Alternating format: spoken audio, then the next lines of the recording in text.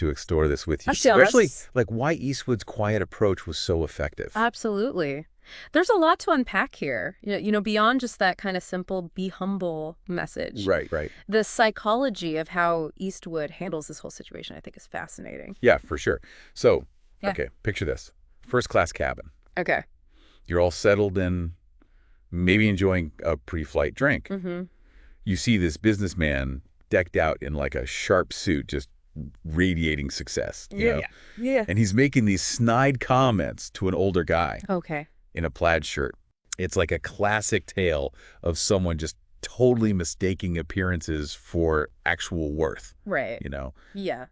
It definitely sets the stage for like a classic showdown. It does. We see this kind of scenario play out all the time, I think, Yeah. both in fiction and real life. For sure. It taps into, I think, our innate understanding of social hierarchies. Right?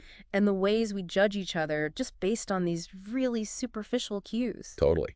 And the story takes that classic setup, Yeah. just flips it on its head. Oh, I love it. Turns out the older gentleman Yeah. is Clint Eastwood. Ooh, the twist. Right. It's brilliant because it just instantly throws the businessman's assumption At the coil. into question. Yeah. And it forces us as, readers, Mm. or in this case, listeners, Yeah. to confront our own biases. Right. Have you ever found yourself in a situation where you underestimated someone based on their appearance? Oh, totally. I think we've all been there, right? Probably. But Yeah. let's get back to this businessman. Okay. He's landed on thick, Oh. commenting on how first class isn't as exclusive as it used to be, Mm-hmm. even implying that the older man got like a charity upgrade, Oh, wow. you know? Oof. It's almost textbook Dunning-Kruger effect, isn't it? Totally. He's so confident in his own, perceived status Yeah. that he's completely blind to the possibility that he might be totally wrong. He is so wrong. Yeah. And it's this over-the-top arrogance Yeah. that just makes Eastwood's response so powerful. Mm. He doesn't rise to the bait. He doesn't engage in like a shouting match. Right. He just sits there calm and collected, almost amused by the whole thing. It's amazing. That's what's so brilliant about it. By refusing to, react in the way the businessman expects, Eastwood completely disarms him. Yeah. It's like he's saying, your petty insults Right. have no power over me. Exactly. Which, knowing Eastwood's on-screen persona Yeah. just makes it even more impactful. He could have easily played into the stereotype of, the gruff, tough guy you know. Oh, totally. Yeah.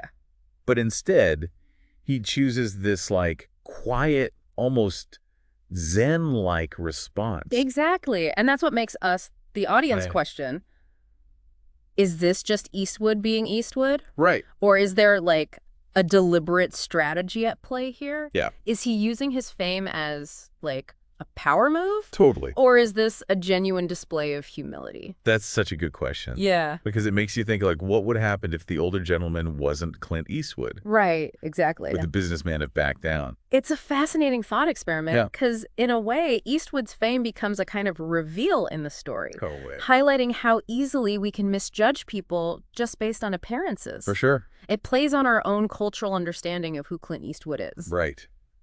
Okay, so back to the story. Okay. The businessman, completely oblivious, Oh, my God. keeps pushing, even trying to get other passengers involved. Oh, wow. He starts going on about how people romanticize the good old days, Ugh. clearly trying to imply that Eastwood is, out of touch Yeah. and irrelevant. I can't believe this. It's like he's trying to compensate for his own insecurity by putting someone else down. Yeah. It's a classic bullying tactic, Mhm. and it often stems from a deep-seated need for validation. Totally. Yeah.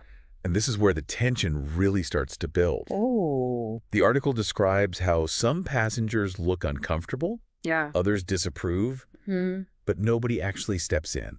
It's a perfect example of the bystander effect. Oh, yeah. We see something happening that we know is wrong, Right. but we hesitate to, intervene Right. because we assume that, someone else will take responsibility. Yeah. Yeah. And it's in this, charged atmosphere Hmm? that the flight attendant approaches Eastwood Okay. and addresses him as Mr. Eastwood. You can practically hear the record scratch. Moment of truth. Suddenly, the businessman's entire world I know. just comes crashing down. Right. He realizes the magnitude of his misjudgment, Oh, yeah. And the shame, I think, must be overwhelming. Yeah. It's almost like a comedic, twist of fate, Yeah. but it also serves as a stark reminder of the dangers of arrogance. Oh, for sure. And the power dynamic shift. Totally. Completely. Yeah. He starts stammering apologies, trying to backpedal, but the damage is done. Right. Yeah. It's a classic example of someone being put in their place. Absolutely. But what's interesting Yeah. is how Eastwood handles it. Mm-hmm. He could have easily unleashed a verbal beatdown. Oh, absolutely. Given Eastwood's persona, that's what most people would expect. Totally. Yeah. But instead, he chooses a different path. Interesting. And that's where the real lesson begins. Okay. And that's what we're going to dig into after a quick break. Yeah.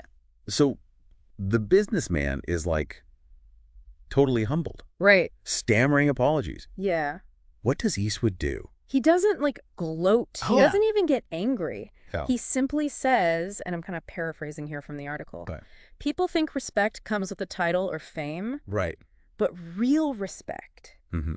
that's about who you are, not who they are. Which is such a perfect distillation of what this whole story's about. I do.